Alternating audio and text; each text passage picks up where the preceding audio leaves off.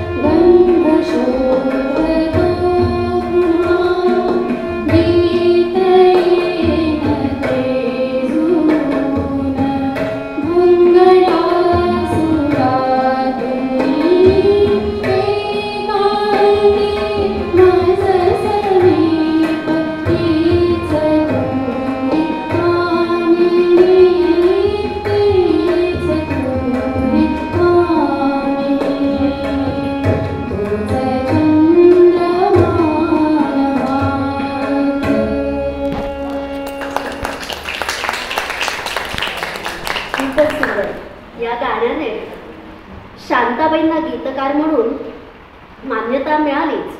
एक अभिजात गायक आणि अभिजात कवयित्री यांचा अपूर्व संगम म्हणजे हे गीत होतं, हे भावकाव्य होतं आणि वैशालीने सुद्धा तेवढ्याच दमदारपणे आपल्यासमोर सादर केलंय. आपण टाळ्या वाजवून कौतुक करूया. शांताबाईंची कविता कधीच एका वर्तुळात अडकली नाही, रमलीच नाही. कधी ती एखाद्या निरागस बालिकेप्रमाणे अल्लडपणे वावरत होती, तर कधी फळांनी लगडलेल्या झाडावर सरसर चढत होती, कधी हिरव्यागार कुरणावर विहरत होती, तर कधी इंद्रधनुष्याचे पंख लावून स्वप्नांच्या गावात जात होती. ही स्वप्नांची वाट नेमकी कशी असते, कुठे जाते, या वाटेने गेल्यावर आपल्या मनातली इच्छा पूर्ण होईल का, या शब्दांच्या सृष्टीत माझ्या मनातला रावा असेल का, असे असंख्य प्रश्न आपल्या मनात तयार होतात आणि या सगळ्याची उत्तरं आपण या गीतातून ऐकूया. ही वाट दूर जाते